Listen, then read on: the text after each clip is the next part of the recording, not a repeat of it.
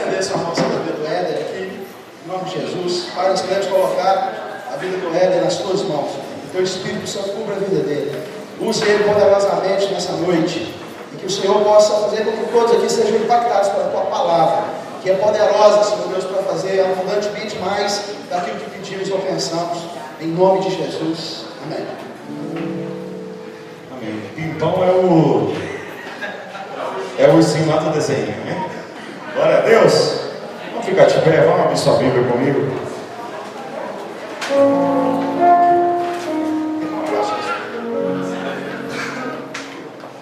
Salmo 23.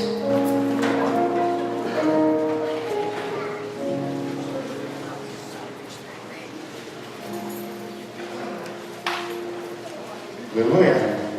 Glória a Deus.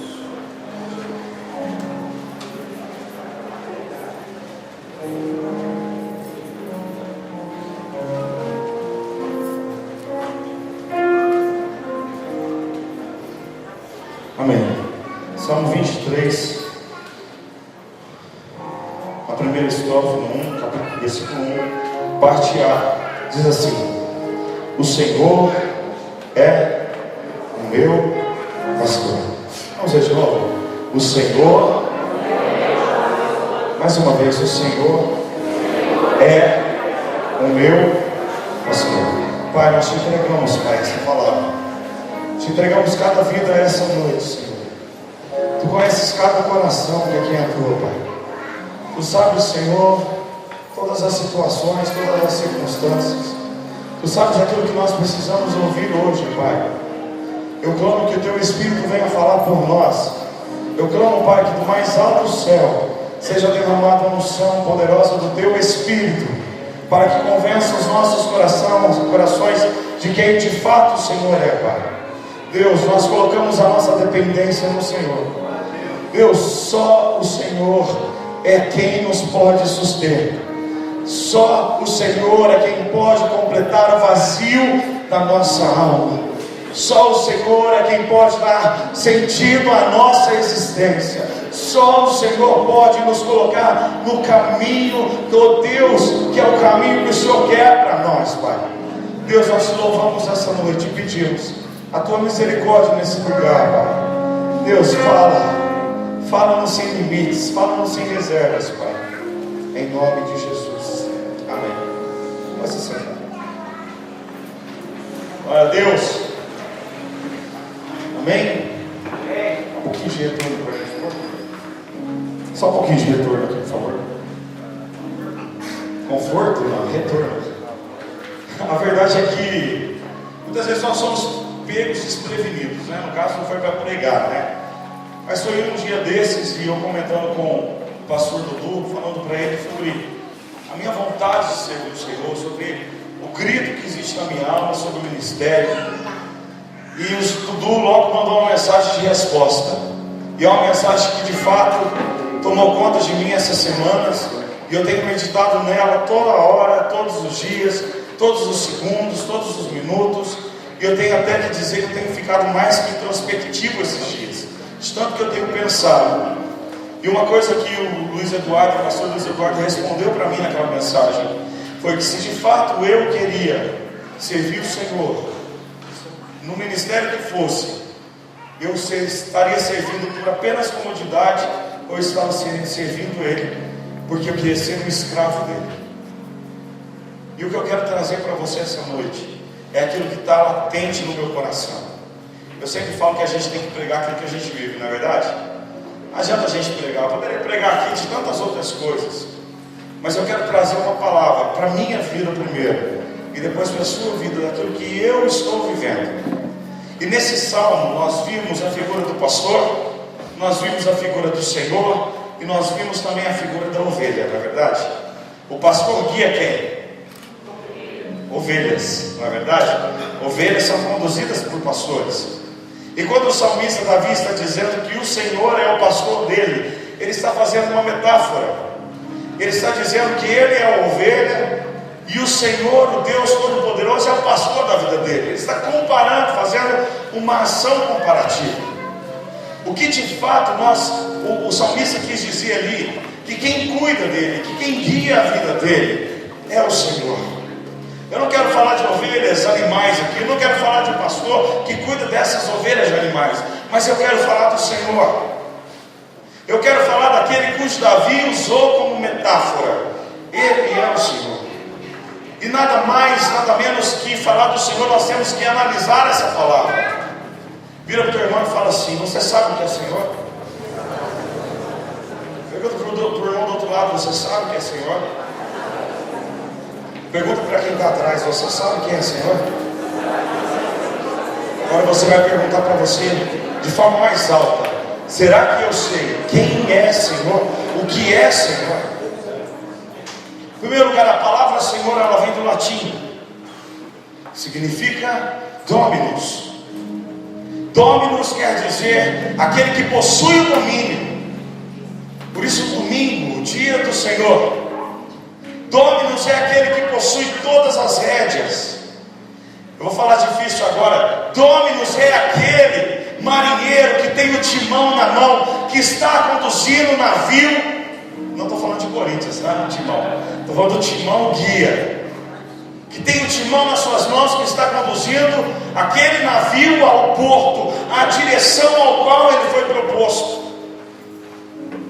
E fato é que todos nós, antes de Cristo, ou até mesmo depois de Cristo, temos um Dominus, temos um Senhor. E a pergunta que não quer calar hoje é: quem é o teu Senhor? É quem é o teu Dominus? Quem é aquele que domina a sua vida, que tem as rédeas da tua vida, aquele que consegue controlar? Talvez esses senhores tenham dominado as nossas vidas, são senhores de vícios, são senhores de drogas, são senhores de medos, são senhores de angústias, são senhores de traumas. De fato, talvez esses senhores se foram, mas quem é Senhor na sua vida hoje? Quem é Dominus? Você se lembra bem de uma passagem onde Deus, onde Jesus estava ali expulsando demônios e mandou aqueles demônios para os porcos? Quem lembra disso? A palavra de Deus diz que a casa ficara limpa, estava limpa, tudo foi para o lugar, os móveis, as mobílias, tudo conseguiu ganhar um lugar novo de destaque, sem poeira. E a palavra diz que demônios, que outros dominadores foram procurar outros demônios mais fortes para entrar naquela casa, porque um só não poderia com aquela limpeza, dois não poderiam com aquela limpeza, três não poderiam com aquela limpeza. E a Bíblia diz que vieram legiões. Sabe o que de fato eu entendo? Que na nossa vida nós temos que ter um Dominus. Nós fomos feitos, desde quando existimos, desde a primeira criação, nós existimos para sermos de um Dominus, para sermos de um Senhor. Se não é o Senhor, o Deus, o qual nós pregamos, o qual nós cantamos, o qual nós levantamos as nossas mãos, qual é o Senhor que habita na sua vida? Qual é o Senhor que tem habitado na minha vida? Eu te convido agora a abrir sua Bíblia, 1 Coríntios, no capítulo 6, versículos 19 ao 20.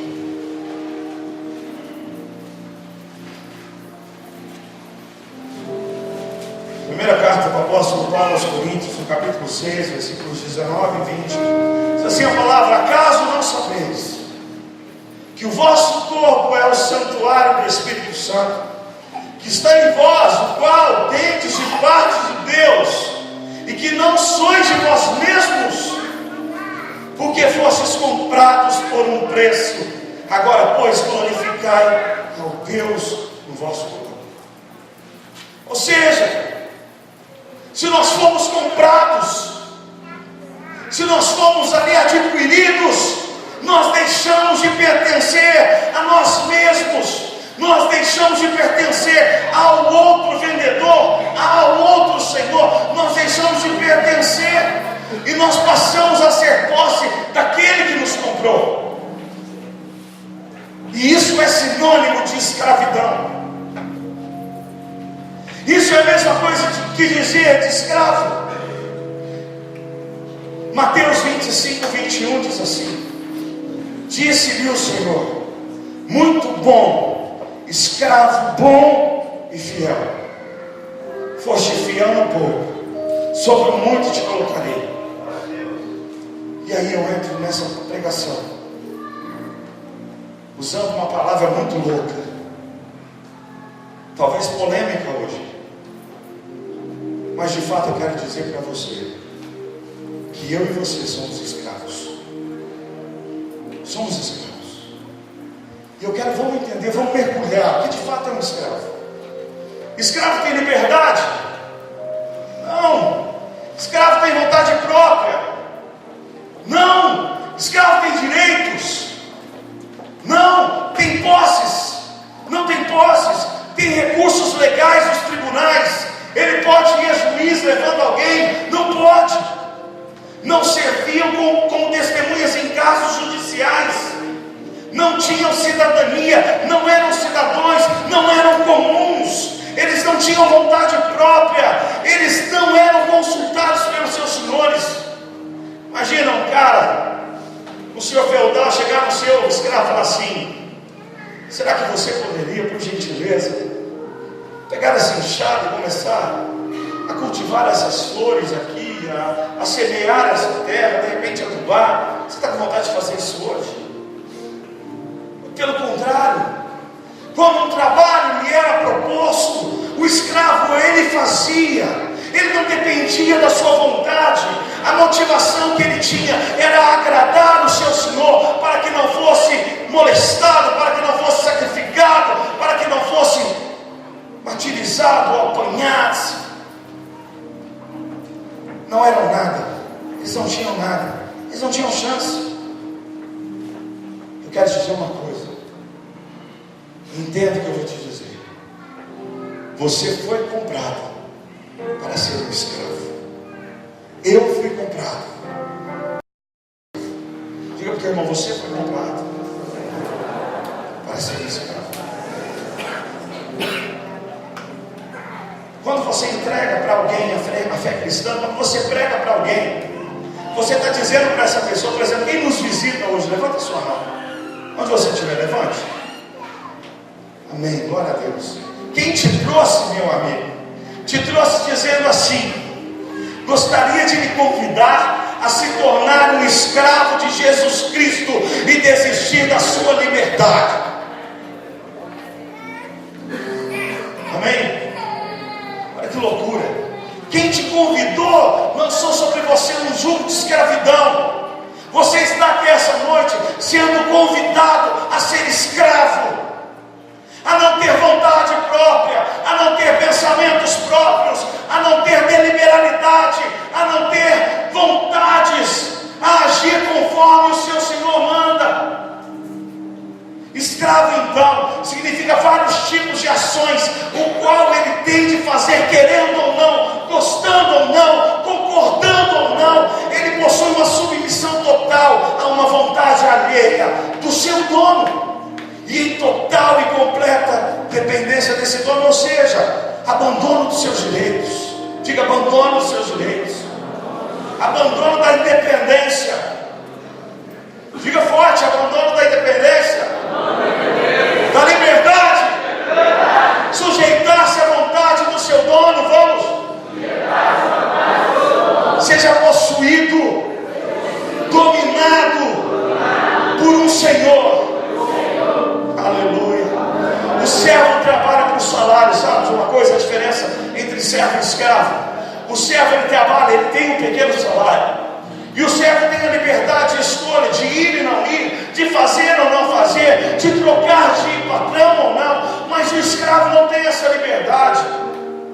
O escravo, a partir do momento que ele foi vendido, que ele foi comprado, ele pertence extremamente ao seu dono, e ele é fiel até a morte ao seu dono.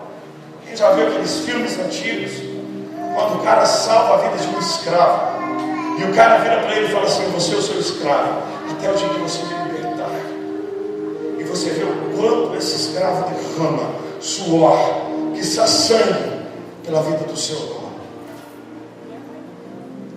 E se esse escravo fugir, ele é caçado. E se encontrado, ele é submetido às maiores atrocidades.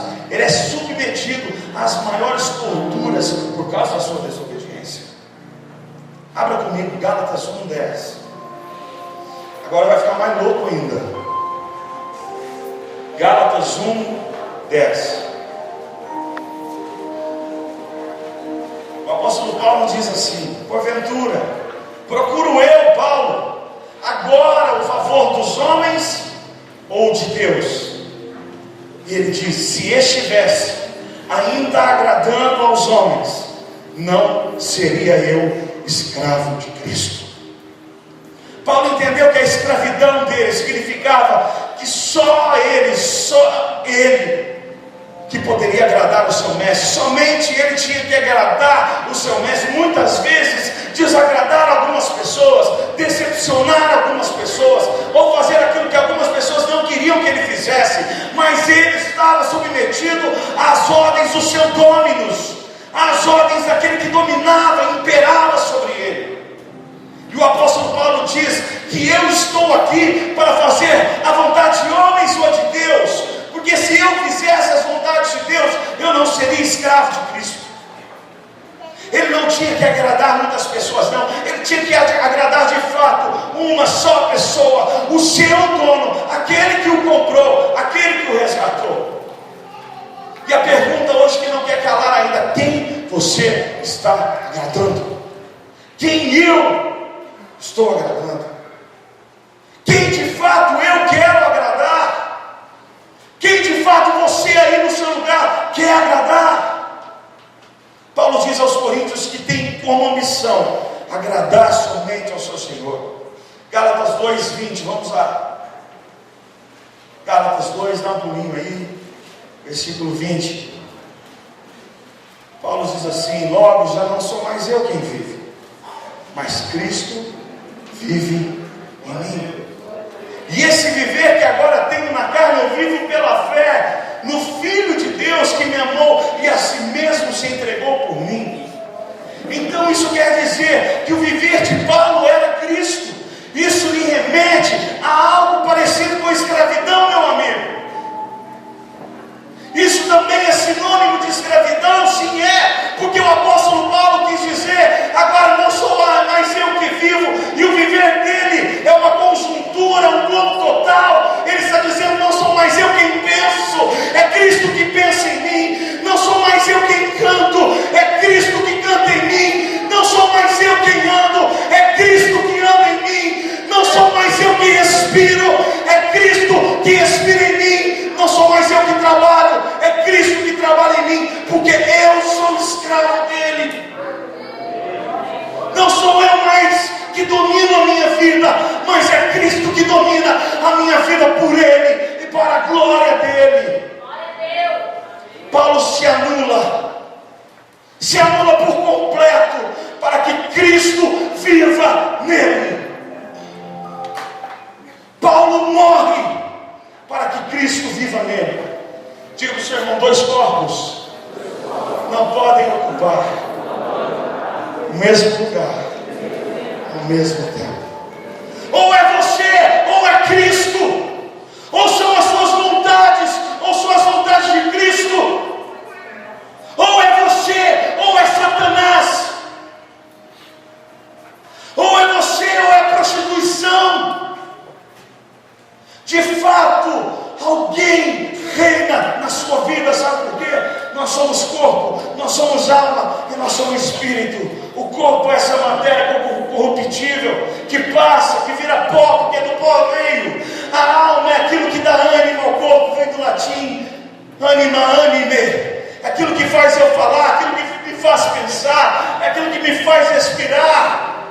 Mas o Espírito é de Deus, ele veio de Deus para que nos uníssemos a Deus, para que fôssemos feitos à sua imagem e semelhança. E se Deus não habita nesse Espírito, nesse lugar, quem vai habitar é outro Espírito. Escute só essa. Tiago 4, 13 a 15. Diz assim a palavra do Senhor. Tiago capítulo 4, versículos de 13 a 15. Atendei agora, vós que dizeis, hoje ou amanhã iremos para a cidade e tal, e lá passaremos um ano e negociaremos e teremos lucros. Vós não sabeis o que sucederá amanhã, que é a vossa vida. Sois apenas como neblina que aparece por instante e logo se dissipa. Em vez disso devias dizer: se o Senhor, se o meu dono quisesse, não só viveremos, como também faremos isto ou aquilo outro. Isso é escravidão. Isso é pensamento escravo. Isso significa estar sujeito à vontade do seu Senhor. Um escravo só o é de um senhor se for comprado. Não é verdade? Vamos lá, 1 Pedro capítulo 1, versículo 19. Eu faço questão de você abrir. 1 Pedro capítulo 1, versículos 18 até os 19. Quem achar primeiro, levanta a sua voz de profeta e fala para a gente isso aqui. Não vale mais na parede.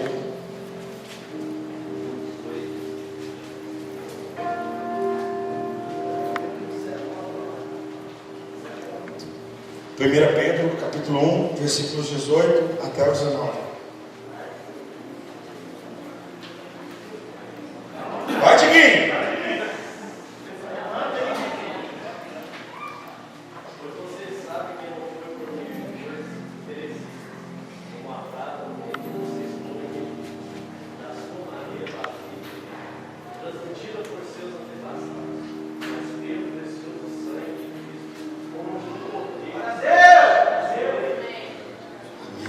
Apocalipse 5, versículo 9. Vamos lá. Apocalipse 5, 9.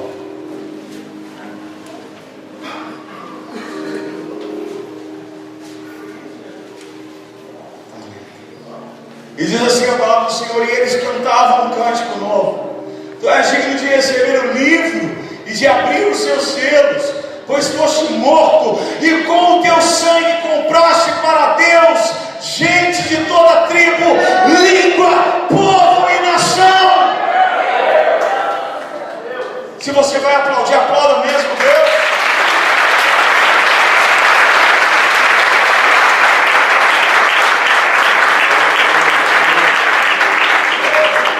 Alguém aqui comprou você, alguém aqui pagou um alto preço para ter você, para que você estivesse aqui essa noite e para que eu também, como você estivesse aqui essa noite, não mais privilegiado, porque com o microfone na mão, mas tanto como igual você, estamos aqui para entendermos que somos desse Senhor, porque Ele nos comprou para a sua glória, Ele nos comprou para a sua glória. E ainda mais, em Marcos 8, 34, 35, diz assim: então Ele chamou a multidão juntamente com seus discípulos e disse: se alguém quiser vir após mim, negue-se a si mesmo. Negue-se a si mesmo. Tome a sua cruz e siga-me. Pois quem quiser salvar a sua vida, vai perdê-la.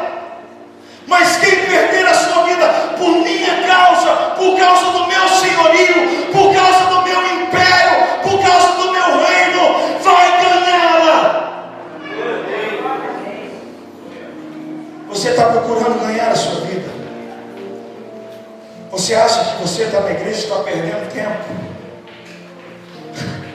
Você acha que está na igreja e está perdendo tempo lá no mundo?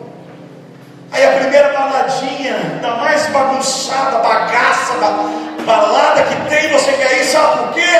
Porque você não quer perder a sua vida, você quer ganhá-la, mas acha que está ganhando, acha que está tendo um lucro. Mas a palavra de Deus continua: tome a sua cruz e siga-me, pois quem quiser salvar a sua vida, a perderá. Mas quem perder a vida por minha causa, pelo Evangelho, isso não te parece evangelho? escravidão. Isso não te soa como escravidão? É a sua vontade sujeita a uma vontade alheia. Eu tenho que perder para ganhar, eu tenho que dar para receber. Isso é loucura, sim. Mas o apóstolo Paulo disse que é loucura mesmo. As coisas loucas desse mundo, elas vieram por Deus para confundir aquelas que acham ser sábias. O sábio todo, ele acha que está ganhando a sua vida indo numa balada, fumando um baseado, enrolando um brau, colocando uma pedra num bagulho de uma lata usada e fumando. Há poucos dias atrás nós encontramos com um amigo nosso, um irmãozinho nosso, estava totalmente trocado, alcoolizado, e não havia nada de Deus nele, não havia nada de temor nele, muito pelo contrário, ele usou o nome daquele que ele um dia disse ser Senhor da vida dele como escárnio. Isso eu quero te mostrar agora em Mateus 6:24, que ninguém pode servir a dois senhores. Dois seres espirituais não entram no seu corpo. Ninguém pode servir a dois senhores, porque ou há de odiar um e amar o outro, ou vice-versa, ou se dedicará a um e não se dedicará ao outro, desprezará o outro. Um escravo só pode ter um senhor, apenas um dono, apenas um que domina a vida dele, apenas um que lhe deu uma orientação. Nós estamos falando aqui de singularidade. Não há plural nessa história. A singular é um só, não são dois. Você se lembra daquele rapazinho que Paulo conta, que estava pregando na casa no segundo piso, e o rapaz estava ali sentado na janela? E nós fazemos tantas apologias a esse cara, e nós contextualizamos segundo o que nós queremos. Mas de fato é que ele estava à beira de uma janela, ele não sabia se caía ou se ficava, se ia ou se vinha. Ele estava indeciso de fato em quem era o seu Senhor. Ele estava indeciso de fato qual opção ele deveria escolher. Mas a grande diferença está aqui. Mateus 11, 28 e 30. Diz assim a palavra do Senhor: vinde a mim, todos vós estáis cansados e oprimidos, e eu os aliviarei. Tomai sobre vocês o meu jugo, e aprendei de mim, que sou manso e humilde de coração, e encontrareis descansos para as vossas almas, porque o meu jugo é suave e o meu fardo é leve. Só que nessa escravidão é diferente. Essa escravidão é diferente. Porque essa escravidão, existe uma troca de valores, existe uma troca de fardos, existe uma troca de pesos. Ele pega o meu peso, ele pega o meu fardo, ele pega a minha concupiscência, ele toma sobre ele as minhas dores, ele toma sobre ele os meus pecados, ele toma sobre ele o castigo que me traz a paz, ele toma sobre ele, e ele deposita sobre mim o jugo dele, a glória dele, ele deposita sobre mim o fardo dele. Isaías 53 diz que não havia nele a beleza, nem formosura, mas ele levou sobre si, o meu Senhor levou sobre si as minhas dores, as minhas fragilidades, o meu pecado, a minha depressão, o meu vício. Ele levou sobre ele o meu vício de masturbação, ele levou sobre ele o meu vício de falar palavrão, ele levou sobre ele para que eu experimentasse o fardo dele, o jugo dele. A Bíblia diz que ele é galardoador daqueles que o buscam. Você sabe o que significa galardoador? Doador de galardão, aquele que entrega o galardão, aquele que entrega a recompensa. Essa escravidão, meu irmão, olha que tremendo, e olha que controvérsia, ela nos faz filhos. Ele nos adota em sua família, nos dá o direito de filhos. Vamos a Romanos 8, 16, 17. Coloca aqui para a gente, por favor. Veja o que essa escravidão faz. O próprio Espírito testemunha ao nosso Espírito que somos filhos de Deus. Era mais um.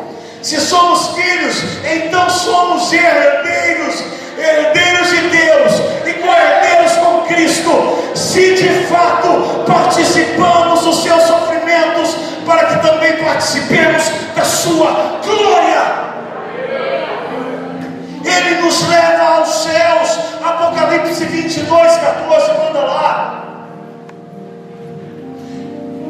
Felizes os que lavam as suas vestes, e assim têm direito à árvore da vida, e podem entrar na cidade pelas portas.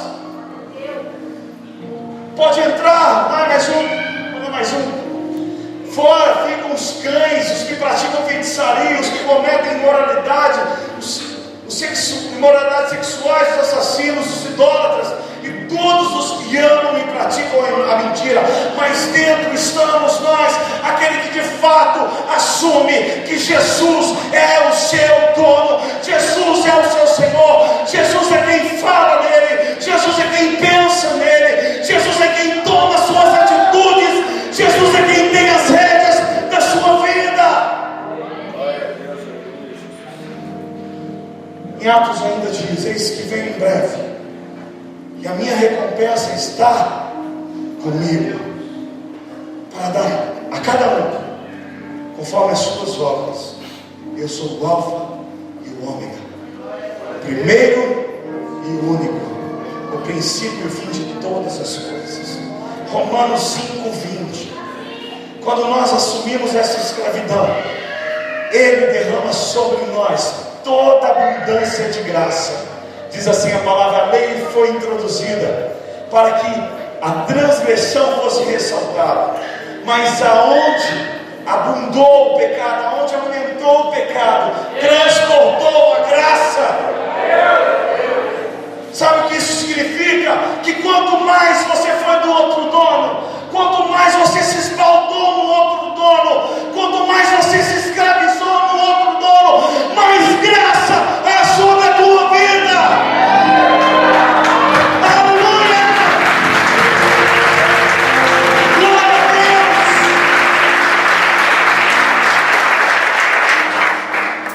Eu falo que eu não vivi numa nação. Eu fiquei 2 anos na fossa de bosta. Quem vai conhecer sítio, né? Lá não tem aqueles negócios sanitários, não. A merdaiada que a gente faz, ou seja, nossas necessidades fisiológicas, elas vão para uma fossa, para um tanque. Eu vivi na fossa, não foi nem no lamaçal do pecado, foi na fossa. Mas glória a Deus, porque pela quantidade de pecado que eu cometi, maior abundância de graça teve que vir sobre a minha vida para me limpar. É como a sua sujeira: quanto mais sujo você está, mais sabão você tem que usar, mais bucha você tem que esfregar. Isso é graça. Quem não queria ser um escravo assim? Quem não queria ter um dono assim, que te faria filho, que te derramaria graça, que te limparia, que te daria banho, como aquele filho pródigo? Vai me dar todas as coisas, me dá minha parte da herança, eu vou embora. E gastou todas as coisas, tinha amigos, entre aspas. E quando ele caiu em si, estava na fossa, e o desejo que gritava no seu coração era comer a comida dos porcos, de tanta fome. Mas a fome daquele cara era fome espiritual. E ele disse: Deus, orando, ele disse: eu vou voltar para a casa do meu pai, eu vou dizer que eu quero ser tratado como escravo. E sabe o que é graça? Graça é aquele pai que ficava na varanda daquela casa 24 horas aguardando o retorno do filho, porque ele sabia que ele voltaria. Graça é aquele pai que não perderia e nem perdeu a sua esperança, mas tinha expectativa, tinha esperança de que o filho, mais cedo ou mais tarde, do jeito que fosse, com doença ou sem doença, sujo ou limpo, ele voltaria. E olha como que é a graça.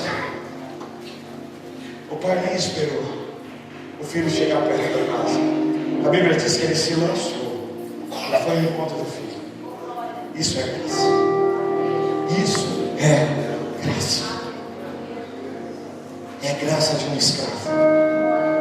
E aí você já conhece o restante da história. Mas ainda tem outro lado da moeda. Existem pessoas escravizadas aqui no nosso meio, mas não pelo Senhor que nós tanto falamos agora. Existem pessoas vivendo vidas ocultas, vindo a cultos, mas vivendo vidas ocultas. E aí eu quero te dizer, ai se a tua parede falasse, né, Dudu? Ai se o seu quarto falasse. Tem muitos de nós que ainda está preso à escravidão da pornografia, à escravidão da masturbação, à escravidão do dinheiro, à escravidão da raiva, à escravidão do ódio, da amargura, da falta de perdão, à escravidão da glória dos homens e do respeito a eles. Talvez esse seja o pior, aquele que é hipócrita, que finge ser uma coisa, mas de fato não é coisa nenhuma. Aquele que está no nosso meio, como aquele irmãozinho, há uma semana atrás diz, colocado, vestido de máscaras. Ele sai da casa dele, ele coloca a máscara do irmão, do jovem, do brother, que está pronto para te ajudar a qualquer hora, mas de fato, Deus que sonda o coração dele, sabe quem ele é. Só você e Deus sabe quem você é. Só eu e Deus sabemos quem eu sou. Deus sonda o meu coração, Ele sonda a minha mente, Ele sabe cada detalhe do meu pensamento, Ele sabe cada detalhe do seu pensamento. Em Mateus 6,5 diz, vamos lá, coloca para a gente. Mateus 6,5. Enquanto vocês orarem, não sejam como os hipócritas. Eles gostam de ficar orando em pé nas sinagogas, nas igrejas e nas esquinas, a fim de serem vistos pelos outros e taxados como santos. Eu lhes asseguro que eles já receberam a sua plena recompensa. Você que vem na igreja, finge ser um cristão, mas Deus conhece o teu coração, e de fato você não tem esse senhorio, você não é esse escravo, você já tem a sua recompensa, e não é o céu. A sua recompensa é, o irmão fala, aquele cara é uma benção, aquele varão ungido, aquele cara lá, glória a Deus, mas só você sabe quem você é. Sabe qual que é a recompensa para esses? Que Jesus está falando aqui nesse contexto. É o fogo, é o inferno. É o inferno. Já receberam a sua recompensa. Você que não vive o que você é, você que não vive o que você faz aqui dentro, o que você canta, o que você prega. Há poucos dias estava na casa do Dudu e a mãe dele falou de uma mulher que trabalha com ele, com ela, aliás, que prega Jesus, mas que enche a cara de cachaça e é crente. Aparentemente, à vista dos homens, ela é santa, mas só Deus e algumas pessoas, pela proximidade da convivência, sabem quem de fato é a pessoa. São pessoas que desejam aplausos humanos, são pessoas que desejam a aprovação de homens, de pastores, são pessoas que querem aparecer, que querem ser, que querem estar, mas não porque o Espírito está bradando no seu coração para elas serem, para elas fazerem, para elas estarem, mas é a sua vontade, é a sua carne que quer aparecer. Para essas pessoas, Deus já deu uma recompensa. Aliás, elas mesmas já se deram as suas recompensas. Somos tão moldados para receber glória, não é verdade? Quem aqui não gosta de ser elogiado no trabalho? Quem não gosta aqui? Quem não gosta? Quem aqui não luta para ser o melhor no seu trabalho? Mas existe uma grande diferença em eu lutar para ser o melhor, para testemunhar Jesus, ou eu ser o melhor para conseguir a minha glória, a minha honra. Porque se sou eu que vivo, Cristo não vive em mim. Agora, se eu morri para mim, Cristo vive em mim. Ele merece a glória da minha vida. É Ele quem anda em mim, é Ele quem fala por mim, é Ele quem chora em mim, é Ele que respira em mim, é Ele que pensa em mim, é Ele que faz tudo em mim. Porque se Ele não está em mim, meu irmão, algo está errado. Eu preciso dar um pause, congelar a imagem e voltar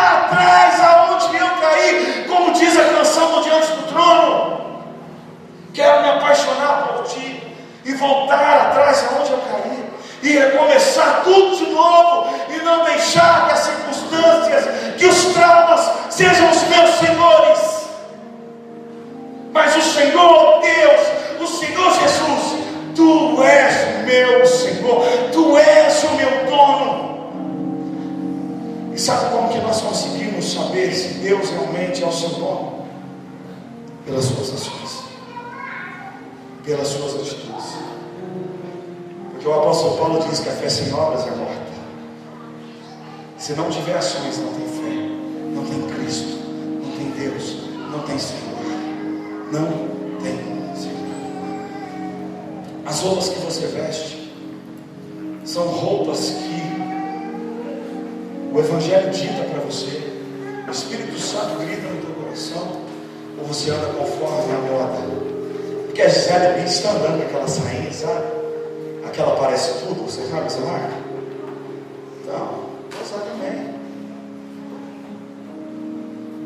O grito do Evangelho para nós como igreja dele é que de fato o que é normal para o mundo não é normal para nós. Fala para o teu irmão isso. O que é normal para o mundo não é para você. Não é para você. Quem já viu açougue de Paraguai? Quem já viu? Quem já foi no Paraguai? Levanta a mão. Como que ficam as carnes no açougue? Expostas, penduradas na parede, sem proteção alguma, expostas, cheias de mosquito. Assim é a mulher e o homem que não se veste conforme o Espírito grita no coração. São carnes expostas para qualquer mosquito pousar. Será que você é escravo do Senhor nas suas roupas? Será que Jesus se vestiria assim? Será que Maria Madalena, Maria mãe de Jesus, se vestiriam assim? O carro que você dirige, o carro é para a tua glória? Ou é para a glória de Deus? Que tipo de escravo eu sou? Será que em casa, se meu pai ou minha mãe tivesse um checklist, sabe o que é checklist?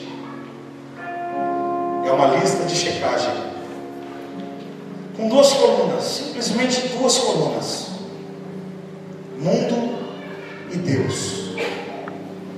E talvez essa pessoa, meu pai ou minha mãe, pudesse preencher de hora em hora esse checklist, essa lista de checagem. Onde eu teria mais pontos? Na lista do mundo ou na lista de Deus? Eu seria mais escravo do mundo ou eu seria mais escravo de Deus? Escravidão para homens, meu amigo, é péssimo. Mas ser escravo de Cristo é o maior título que o homem pode ter. Ser escravo de Cristo é o maior título que o homem pode ter. Escravo de Cristo, ser escravo de Cristo hoje, ser apaixonado por Cristo hoje, é uma honra para mim e para a tua vida. É uma honra. Levar Jesus, testemunhar Jesus hoje, deve ser uma honra para nós.